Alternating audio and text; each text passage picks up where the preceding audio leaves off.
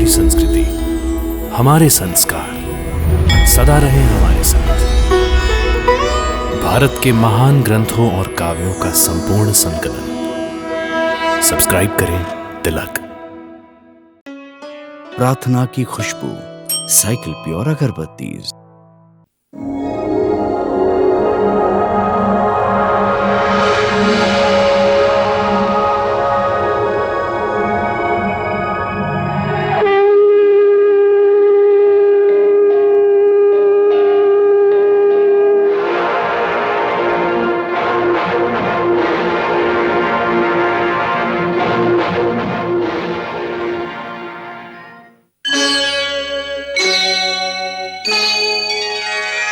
कृष्णा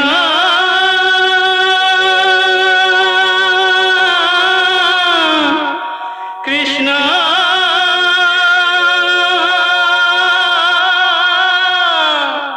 हरे कृष्णा हरे हरे।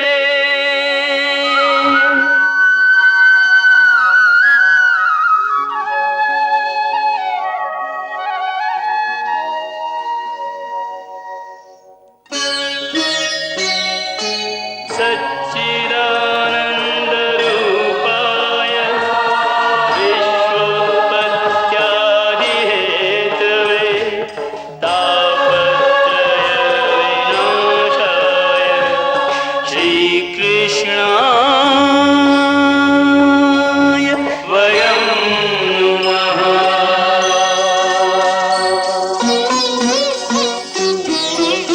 श्रीकृष्ण गोविंद हरे मुरारे, हे नाथ नारायण वासुदेव। हरे कृष्ण राधे राधे कृष्ण कृष्ण कृष्ण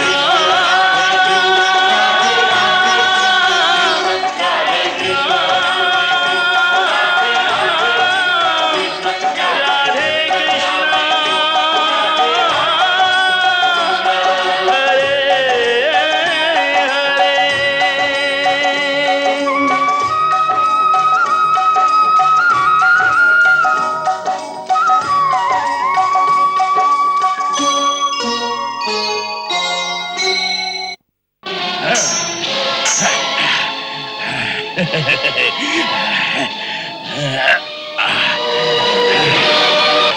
शक्ति दिखाता है बुड्ढे, ये ले। ले जाओ इसे मेरे सामने से। नहीं कंस, नहीं कंस, नहीं कंस, कंस, ले चलो इसे।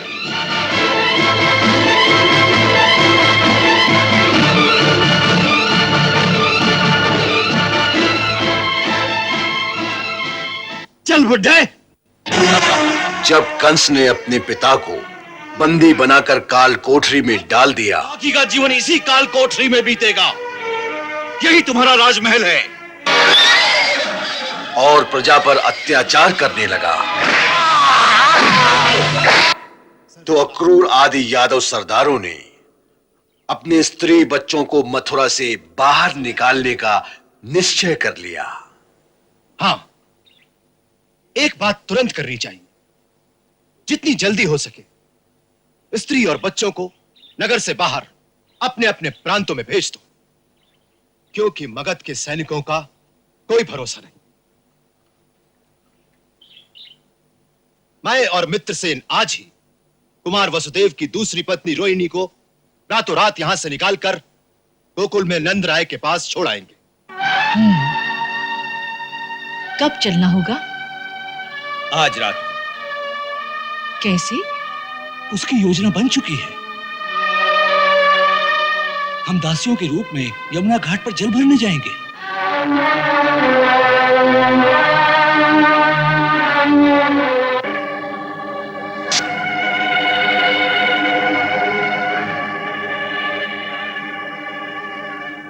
चलिए।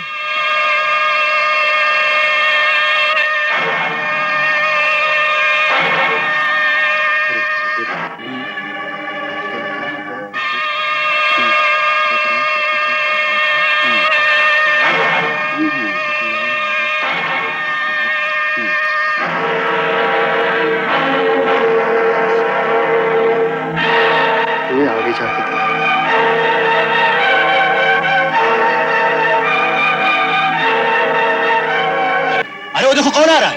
ठहरो ठहरो, कहां जा रहे हो? इतनी रात गए कहां जा रहे हो? जल भरने। जल भरने?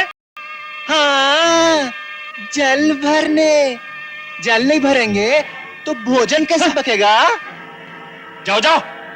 चल रही।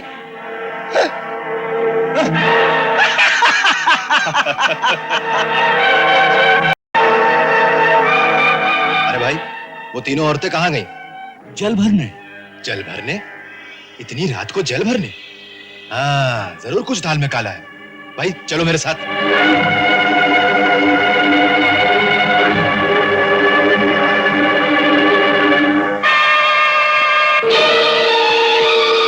वहां जाके देखते।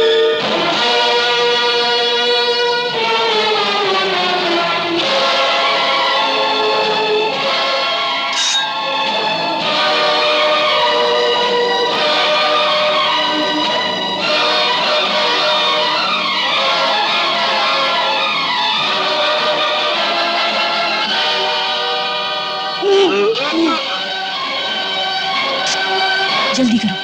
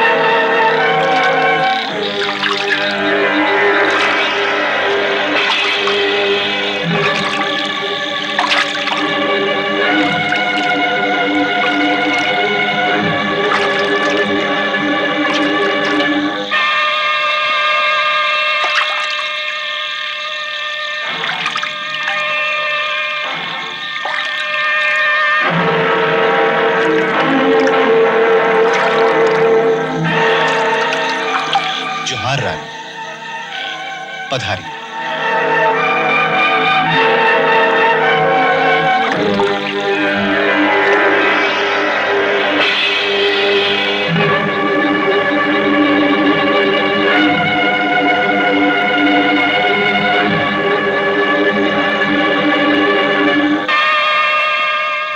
आप लोग नाव लेकर नदी में साथ साथ गोकुल तक आओ। चारों ओर नजर रखना, देखना कोई पीछा तो नहीं कर रहा। जी।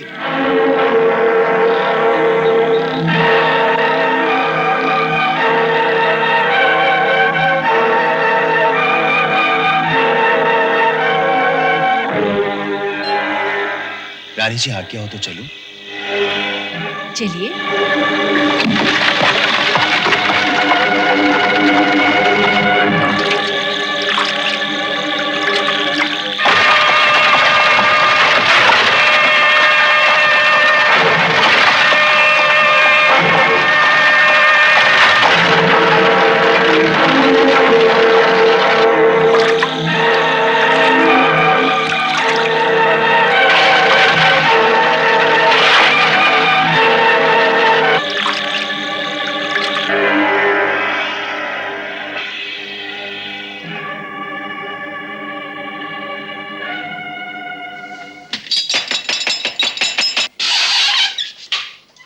आवत हैं, आवत हैं भाई।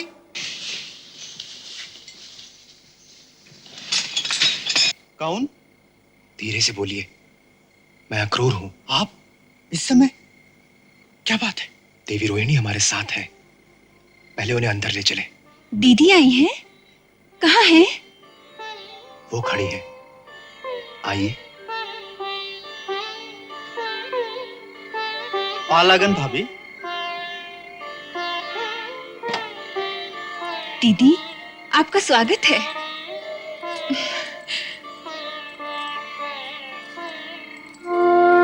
अंदर चलकर बात करेंगे। आइए। आइए, आइए ना दीदी। सुनो, तुम दोनों थोड़ी दूर तक छुपे छुपे जाकर देखो, किसी ने हम लोगों का पीछा तो नहीं किया? जी।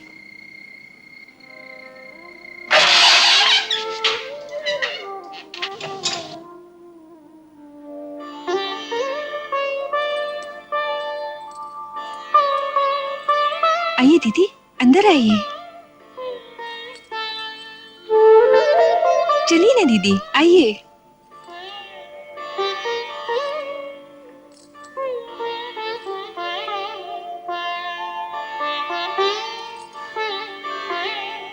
विराजिए ना दीदी, आइए।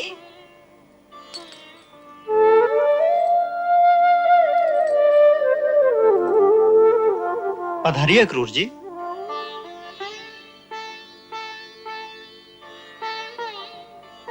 विराजिए। आप भी विराजिए।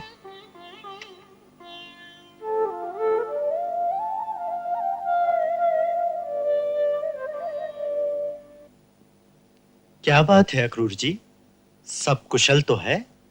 कुशल कहां नंदराय जी, कंस ने महाराज उग्रसेन को बंदी बना लिया है। सारे मथुरा नगर पर इस समय मगध के सैनिकों का अधिकार है। राजकुमार वसुदेव और देवकी भाभी तो कारागार में हैं।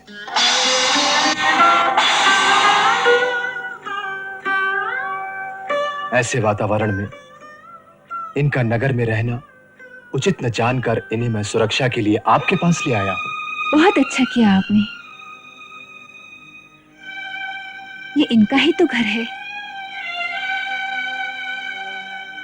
आप यहाँ पूर्णतः सुरक्षित हैं भाभी, आप आश्वस्त हो जाएं। दीदी, यहाँ आपको कोई कष्ट नहीं होगा। यहाँ हर प्रकार की सुख सुविधा उपलब्ध होगी। दीदी, आप रत्ती भर चिंता न करें। मैं तुम्हारे स्नेह को अच्छी तरह पहचानती हूँ यशोदा, इसकी मुझे कोई चिंता नहीं। केवल मन दुखी है। मैं आपकी भावना का सम्मान करता हूं भाभी, परंतु आपको यह नहीं भूलना चाहिए कि आप शूरवंश के राजकुल की बहू हैं और सारे राजकुल में इस समय केवल आप स्वतंत्र हैं, जो आवश्यकता पड़ने पर सारे यदुवंशी सरदारों की शक्ति अपने झंडे तले एकत्रित कर सकती है। इस अवसर पर अपने निजी धर्म के स्थान पर आपको अपने राजनैतिक धर्म का पालन करना चाहिए।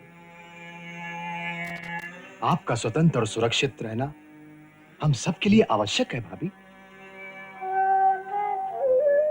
मुझे आपको यह सब बताने की आवश्यकता नहीं।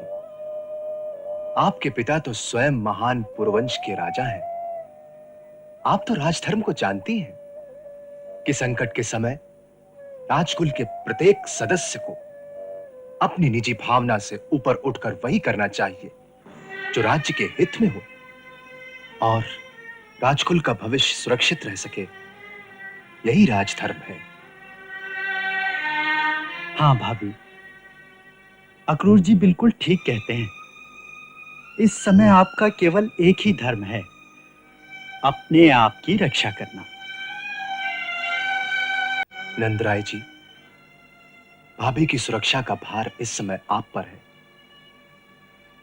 यदि कंस को पता चल गया तो आप बिल्कुल निश्चिंत रहें अक्रूर जी।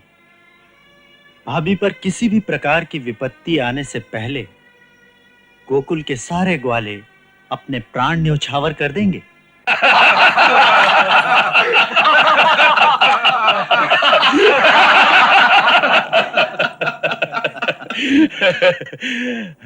देखा देखा, किसी किसी ने चू तक नहीं की। कुछ चूहों की भांति दुम दबाकर अपने अपने बिल में छुप गए और कुछ डर के मारे अपने स्त्री बच्चों को लेकर रातों रात भाग गए। इतनी बड़ी सफलता पर तुम्हें हार्दिक बधाई है मित्र। महाराज जरासंध को इसकी सूचना भिजवाई कि नहीं? हाँ, मैंने उसी रात एक घुड़सवार को ये समाचार देकर भेज दिया था कि सारी योजना सफल हो गई है। वो भी ये समाचार पाकर गदगद हो जाएंगे।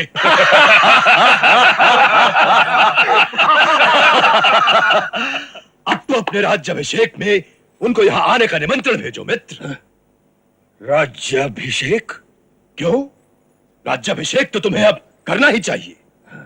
सोच लो मित्र, पहले तुम्ही ने परामर्श दिया था कि महाराज का वध न किया जाए ताकि अक्रूर जैसे शक्तिशाली सरदार मिलकर प्रजा में विद्रोह न फैलाएं।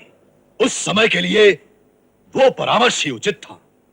ये वृषणवंशी प्रजा में विप्लव की आग भड़का सकते थे। तो क्या अब यदि महाराज के होते हुए मैं उनके सिंहासन पर बैठूंगा तो विद्रोह की ज्वाला नहीं भड़केगी?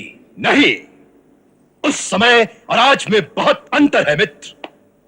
तब तुम्हारे पास भगत की सेना की एक छोटी सी टुकड़ी थी जो राजमहल के अंदर ही अंदर किसी षड्यंत्र में तुम्हारी सहायता कर सकती थी। उतना उन्होंने कर दिया। परंतु आज वनों में छिपी हुई मागधी सेना भी यहां आ चुकी है और हमारे और महाराज भौमासुर के सैनिक भी यहां आ गए हैं। अब बात कुछ और ही है मित्र। बात सेना की नहीं मित्र, बात है विष्णुवंशी, यदुवंशी, माधववंशी और कुकुरवंशी सरदारों की। विद्रोह तो वही फैला सकते हैं ना। उनको विद्रोह करना होता तो अब तक कर देते। तुम ही तो कहते हो कि किसी ने चू तक नहीं की। अभी तक उन्हें यह पता भी नहीं चला होगा कि हमने महाराज को बंदी बना लिया है। वो इतने मूर्ख नहीं है मित्र कि नगर का वातावरण देखकर उन्होंने यह भी न सोचा हो कि कहीं कुछ उथल पुथल अवश्य हो गई है। फिर क्या? वो इस बात को सह गए। क्यों? उसके दो कारण हो सकते हैं महाराज। पहला तो ये कि हमारे प्रतिदिन बढ़ती हुई सेना की शक्ति देखकर वो विवश हो गए हैं और इसीलिए वो किसी तरह का प्रतिवाद ना करके इस समय शांत रहेंगे और किसी उपयुक्त अवसर की प्रतीक्षा करेंगे। बस अभी तो वो चुप रहेंगे और इसी अवसर में तुम्हारा राज्याभिषेक निर्विघ्न हो जाएगा। और दूसरा कारण? महाराज, राजनीति कहती है कि जब अपने प्रतिद्वंदी को अपने से अधिक शक्तिशाली पाओ तो तुरंत उसके सामने घुटने टेक दो, उससे समझौता कर लो, उसकी चापलूसी करके उससे मित्रता कर लो। राजनीति में उसी व्यक्ति को बुद्धिमान कहा जाता है। हो सकता है वो बुद्धिमान हो गए हो। मित्र, शक्ति की दास्ता बड़े बड़े स्वीकार कर लेते हैं।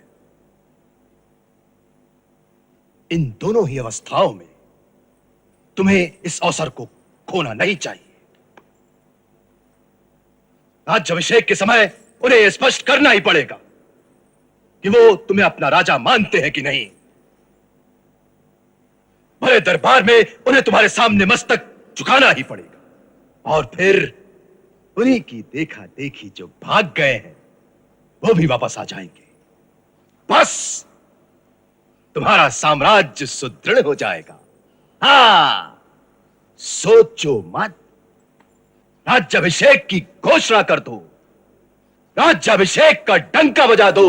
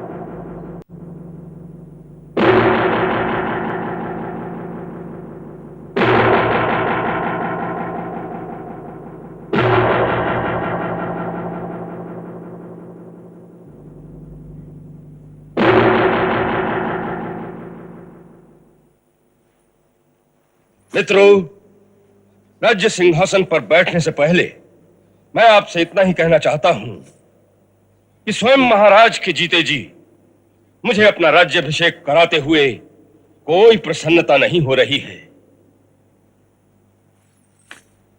किंतु मैं विवश हूं। पिताश्री की आज्ञा का पालन करना मेरा धर्म है। यह निर्णय महाराज ने स्वयं लिया है? हाँ। क्यों? हमारे महान कुल की एक महान परंपरा रही है कि वृद्धावस्था प्राप्त होने पर हमारे राजा स्वयं संन्यास लेकर प्रभु भक्ति में लीन हो जाते हैं और राज्य का भार अपने पुत्रों को सौंप देते हैं। महाराज ने भी अपने पूर्वजों की उसी मर्यादा का पालन करते हुए संन्यास धारण कर लिया है। उन्होंने हमारे पूज्य राजपुरोहित के साथ सन्यासी बनकर वनों में जाने का निश्चय कर लिया था, परंतु ऐसे स्नेही पिता का विरह मुझसे सहन नहीं हो सकता था।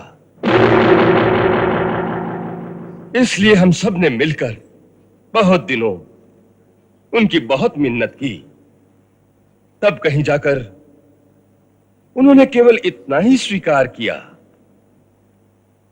कि यदि मैं उनका सिंहासन स्वीकार कर लूं तो वो सन्यास ग्रहण करके राजमहल के उद्यान के एक कोने में एक कुटिया बनाकर सन्यासी की भांति रहेंगे, इस शर्त पर कि हम उनसे माया, ममता और संसारी मोह वाली कोई बात नहीं करेंगे। उनका दर्शन भी बहुत दूर से करेंगे, जिससे उनका ध्यान विचलित ना हो।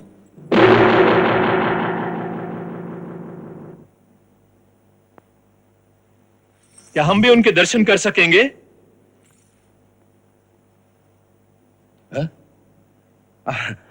अवश्य अवश्य। हम जानते थे कि प्रजा उनके दर्शनों के लिए लालायत होगी, इसीलिए हमने राजमहल के बड़े फाटक के बाहर उसकी व्यवस्था कर दी है। दर्शनार्थी फाटक के बाहर से ही उनकी कुटिया को प्रणाम कर सकते हैं। यदि उनकी इच्छा होगी तो कुटिया के अंदर से ही वो सबको आशीर्वाद भी देंगे।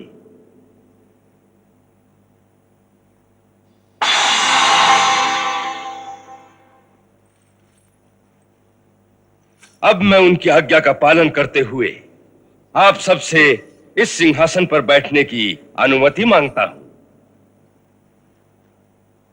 आप सब मुझे आशीर्वाद दें। महाराज कंस की जय! महाराज कंस की जय! महाराज कंस की जय! महाराज कंस की जय! महाराज कंस की जय! महाराज कंस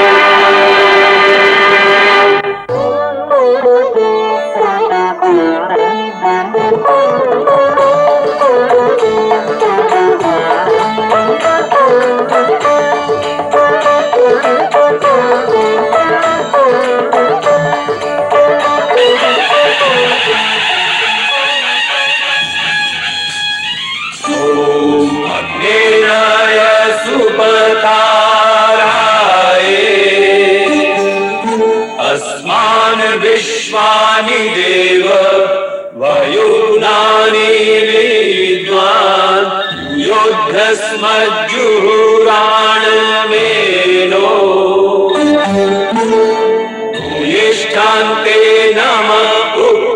विधेम।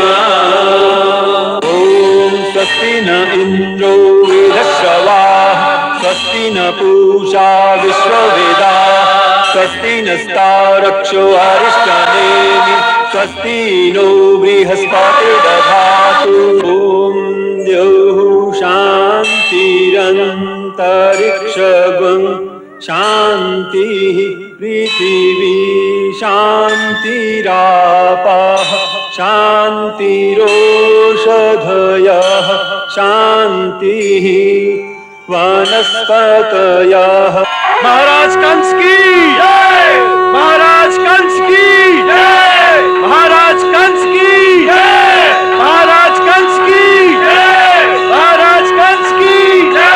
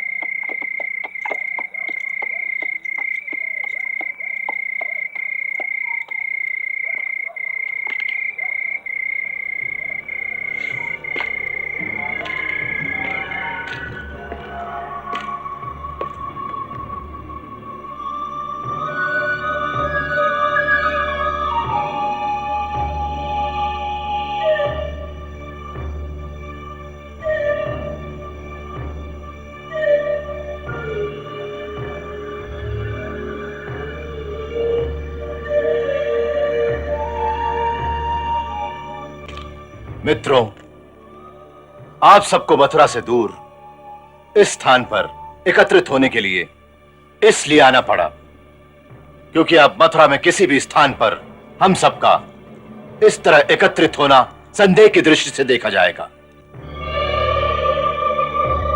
कंस के गुप्तचर नगर के गली कूचों में चारों ओर घूम रहे हैं। हाँ क्रूज, राजा बनने के बाद उसकी नजर हम सब पर होगी कि कहीं हम अंदर ही अंदर किसी विद्रोह की तैयारी तो नहीं कर रहे हैं। इसलिए हम सबको इस समय कोई भी ऐसी गलती नहीं करनी चाहिए जिससे उसको हम पर किसी भी प्रकार का कोई भी संदेह हो, क्योंकि किसी पर यदि उसे थोड़ा सा भी संदेह हुआ तो वो उसे उसी समय कुचल देगा। ये तो स्वाभाविक है, क्योंकि इस समय उसकी नीति यही होनी चाहिए कि विद्रोह के छोटे से बीज को भी कहीं पनपने न दे। जहां अंकुर फूटता दिखाई दे उसे वहीं जड़ से उखाड़ दे। ठीक कहा तुमने। इस समय वो कहीं कोई नरमी नहीं बरतेगा। आप नरमी की बात करते हैं अक्रूर जी। इस समय तो जहां आवश्यक नहीं होगा वहां भी वो अपनी शक्ति दिखाएगा। आप देख लीजिएगा, वो राह चलते निर्दोषों को भी दंड देना शुरू कर देगा ताकि प्रजा के हृदय में उसकी शक्ति का भय स्थापित हो जाए। अवश्य यही होगा। तो उसका प्रतिकार? नहीं, बिल्कुल नहीं। ये समय प्रतिकार का नहीं है, बल्कि सब कुछ देखते हुए भी चुपचाप रहने का है। इसी में बुद्धिमानी है। मैं आपसे सहमत हूं। इस समय हमें ऐसे रहना चाहिए जैसे हम उसके सबसे बड़े प्रशंसकों में से एक हैं। वो समझेगा कि हम डर के मारे उसकी प्रशंसा करने पर विवश हो गए। इससे वो प्रसन्न भी होगा और शांत भी रहेगा। परंतु साथ ही साथ हमें अंदर ही अंदर अपना सैनिक संगठन अवश्य शुरू कर देना चाहिए। अवश्य। इसके लिए हम सबको एक एक करके मथुरा से दूर गांव-गांव में फैल जाना चाहिए और वहां रहते हुए धीरे धीरे अपने लोगों को संगठित करना आरंभ कर देना चाहिए।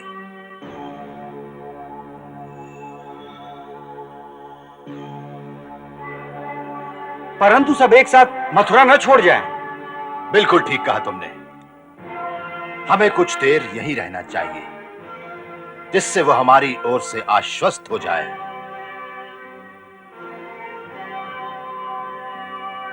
परंतु मुझे सिर्फ एक बात की चिंता है। किस बात की चिंता अक्रूर जी?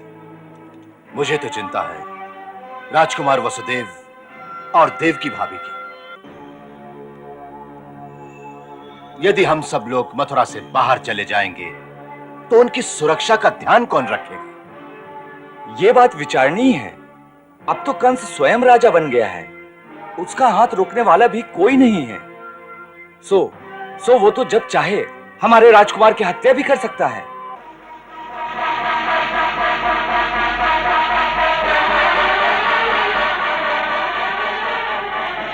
इसका एक उपाय हो सकता है। क्या? जब हम लोग मथुरा छोड़ें तो जाते जाते वसुदेव जी को कारागार से भगाकर अपने साथ क्यों न ले जाएं? वाह, इसके लिए तो एक सुंदर योजना भी मेरे मस्तिष्क में उभरने लगी है। क्या? बंदी गृह की एक दीवार यमुना जी के जल में डूबी हुई है। अमावस की रात के अंधेरे में उस नदी से होकर हम उस दीवार में एक छेद कर सकते हैं, जिसमें से देवकी और वसुदेव जी को निकालकर नदी के रास्ते से बाहर ले जाएंगे। वाह वाह वाह वाह, क्या योजना है! क्यों अक्रूर जी? योजना तो बड़ी सुंदर है, परंतु परंतु क्या? परंतु राजकुमार वसुदेव जी हमारी बात मान लें तो ना? क्यों नहीं मानेंगे? कौन बंदी गृह से मुक्त होना नहीं चाहेगा? चेष्टा करके देख लो। अवश्य। कल ही मित्रसेन को उनके पास ये संदेशा देकर भेज दिया जाए। हाँ, मित्रसेन को उनके पास भेजा जाए। हाँ, भेजा जाए, उनके पास भेजा जाए। अच्छी बात है। यदि राजकुमार वसुदेव हमारी बात मान लें तो हमारी चिंता दूर हो जाएगी।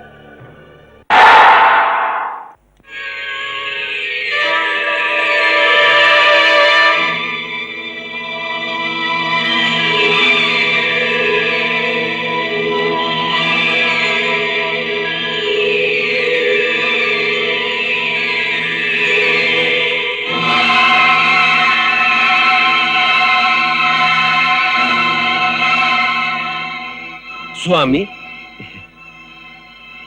कुमार का खाना लाए हो? जी स्वामी। ठीक है, खोल दो।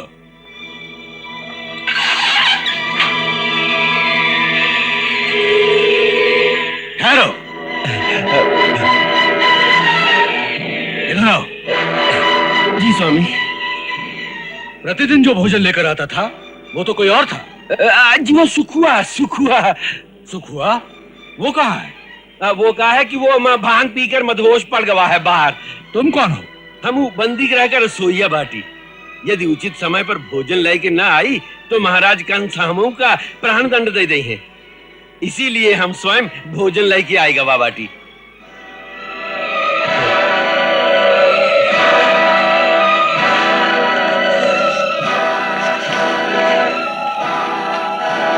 ठीक है, जाओ, खोल दो। बंदियों का भोजन लाया है।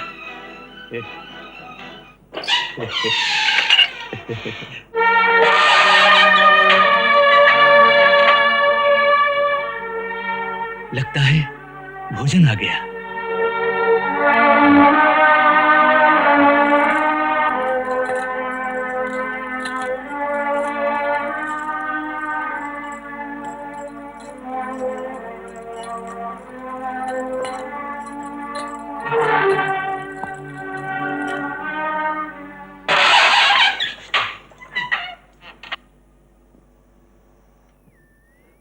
जोहार कुमार। भोजन भोजन माँ भोजन। हाथ धो ले, आइए।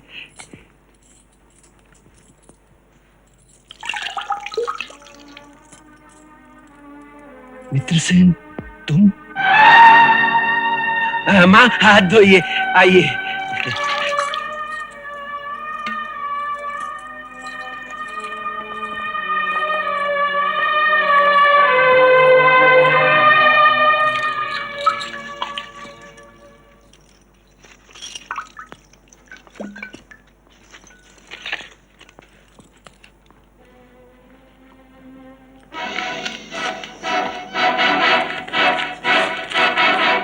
कुमार, अक्रूर जी ने भेजा है।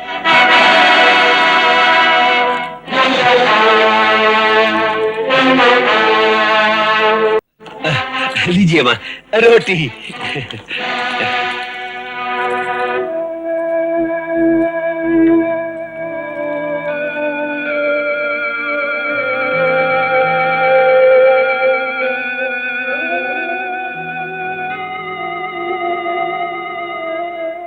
लिखा है?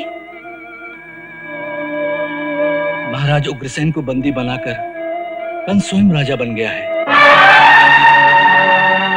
सारे यादव वंशियों पर मगध के सैनिक बहुत अत्याचार कर रहे हैं। सब लोग मथुरा से भाग भाग कर दूसरे राज्यों में शरण ले रहे हैं।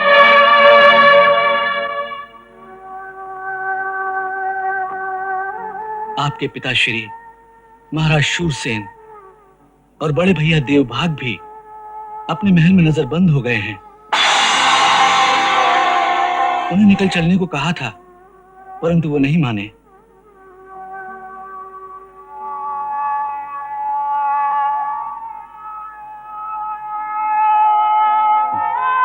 जो यादव मथुरा में हैं, उनके स्त्री बच्चों को हमने रातों रात नदी के रास्ते निकालकर सुरक्षित स्थान पर पहुंचा दिया है।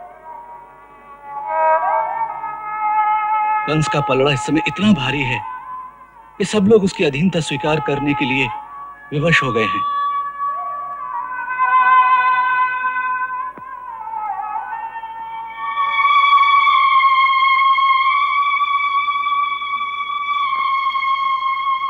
और अक्रूर जी ने यह भी लिखा है कि उन्होंने देवी रोहिणी को रातों रात मथुरा से निकालकर गोकुल में बड़े भैया नंदराय के घर पहुंचा दिया है।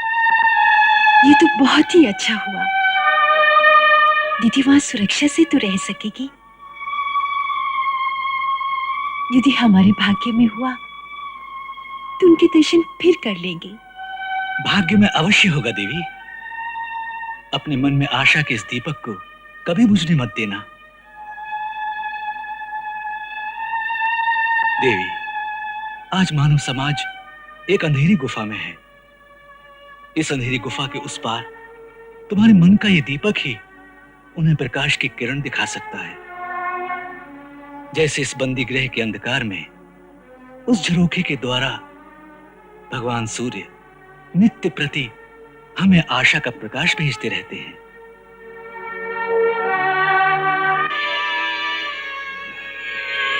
कुमार, अक्रूर जी ने कहा है, यदि अब भी आप अपनी भावी संतान को इस आतताई के हाथों से बचा के निकलना चाहें, तो हमारे यदुवंशी वीरों का एक जत्था अमावस की रात को नदी पार करके इस कारागार की नदी किनारे वाली दीवार को तोड़ देगा।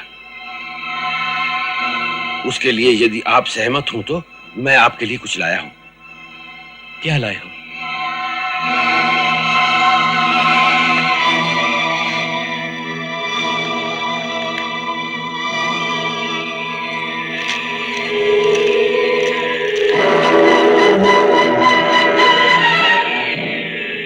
ये आपके लिए लाया हूं।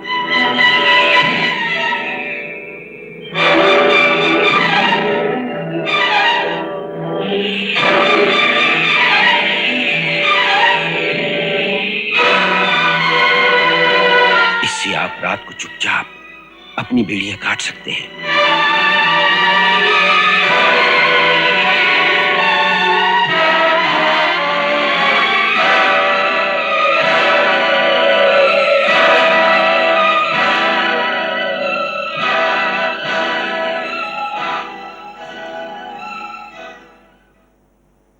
मित्रसेन, अक्रूर जी को मेरा धन्यवाद कहना और कहना कि जब तक देवकी की 8वीं संतान नहीं हो जाती, मैं वचनबद्ध हूं।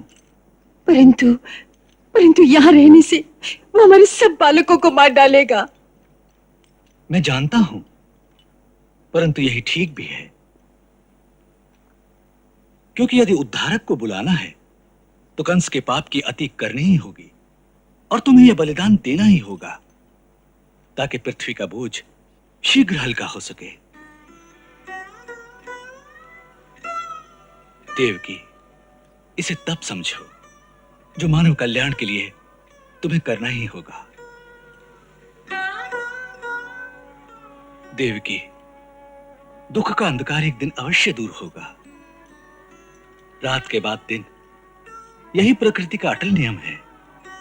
इसलिए सुख का प्रकाश तो अवश्य आएगा, परंतु उस प्रकाश तक पहुंचने के लिए मनुष्य के पास 2 गुण होना अति आवश्यक है, विश्वास और धैर्य, पक्का विश्वास बल देता है, और दुख सहने की शक्ति, और धैर्य सब्र देता है, क्योंकि प्रकाश तो अपने समय पर ही आएगा, परंतु आएगा अवश्य। धन्य है आपके भक्त, कितना अटल विश्वास है।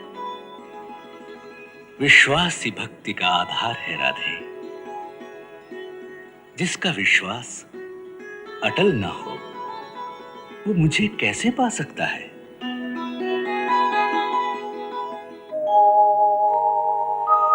क्रूर कंस ने ले लिए पहले शिशु के प्राण, लेने को है जन्म यहाँ अब दूजी संतान, होरी से अनजान।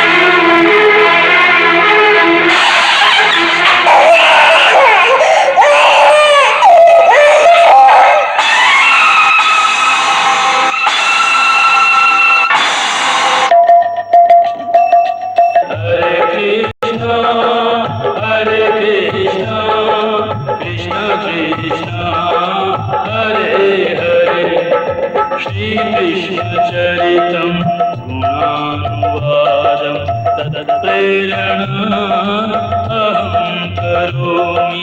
मम भावगीतं हृदयस्य प्रीतं त्वत्पद्मपादे समर्पयामि। हरे राम राम राम हरे हरे, हरे कृष्ण कृष्ण कृष्ण हरे कृष्ण।